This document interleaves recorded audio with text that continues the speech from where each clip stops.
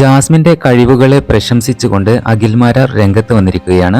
Big boss season 6-ൽ കിരീടം നേടാൻ അർഹതയുള്ള കുട്ടിയായിരുന്നു ജാസ്മിൻ എന്നാണ് അഖിൽമാരാർ പറയുന്നത്. ജാസ്മിനെ കുറിച്ച് ഓർക്കുമ്പോൾ സഹതാപം തോന്നുന്നുണ്ട്. മികച്ച പൊട്ടൻഷ്യൽ ഉള്ള കുട്ടിയാണ് ജാസ്മിൻ.